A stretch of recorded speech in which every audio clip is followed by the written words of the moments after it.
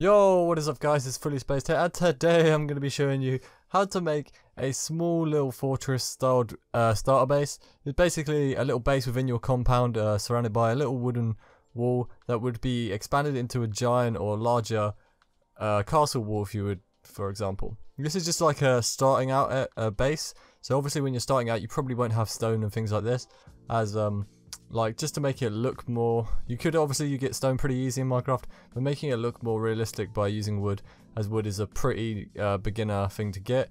Doesn't really matter too much in Minecraft anyway, but just for the looks we're going with the wood. I actually started by placing every one block, I placed it in a diagonal, as you can see. So there's every one block has a space between them, and in that space is a block ahead. Probably makes like zero sense when I explain it like that, but if you look at the wall now you can see that there is a higher and lower part, and that basically shows where it makes the wall look like it's spiked, and basically this is your fortress, a little spiked fortress surrounding your base and allowing you to feel protected or just look really badass, to be honest. And this is basically your inside compound here.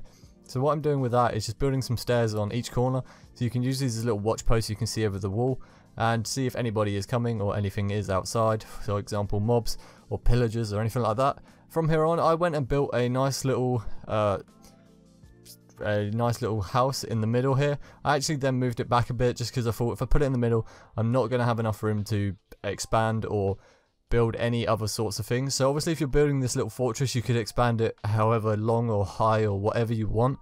I've just started with a really simple square or rectangle base fortress or little wall that allowed me to build inside it and just have a bit of room to get my necessary things built here. So I continued with a house, just a simple squared house with one block in so one block outwards extruded, and then started with the roof as just a simple straight up roof with a few slabs on the top just to make it layer out properly, and obviously the cobblestone outline that I like to use quite a lot, just gives that really old school rustic type feel, with these stone fence or stone brick walls hanging down and using them as like street lights or lamps that light up the building. From here on I actually just flew around and decided I would start on the gate. So making the gate, obviously if you're playing hardcore or playing normal survival, you could probably turn this gate into an actual working functional gate that opens and closes when your player passes through.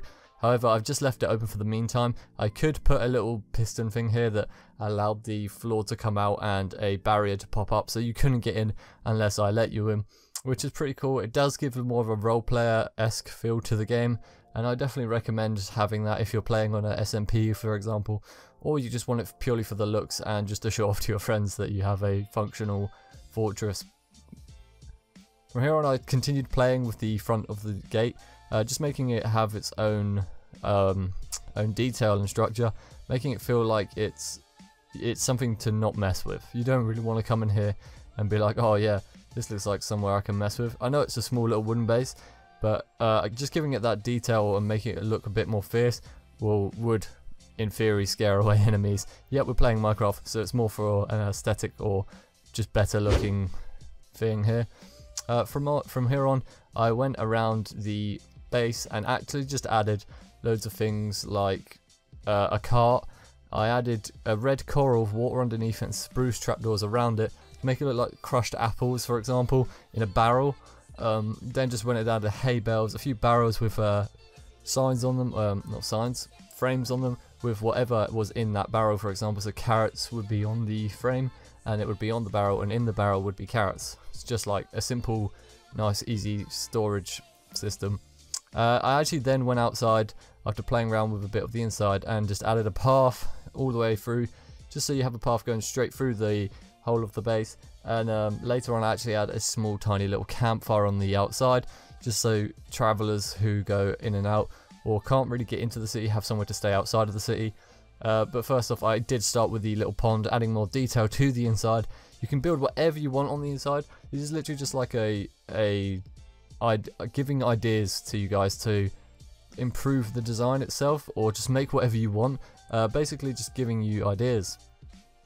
As you can see, I've got the walkway at the top there, adding a few bushes and things just to give the base more detail and make it look more pretty. Then started playing around with some street lights or lampposts just to make the game or the inside of the base look a bit more like it's being used by players.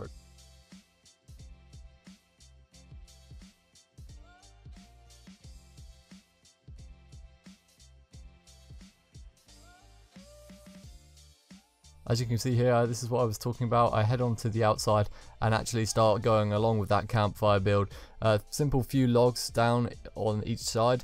Added a campfire in the middle with some slabs around it just to make it look like a little campfire, to be honest. Perfect, like really simple but effective piece of design there.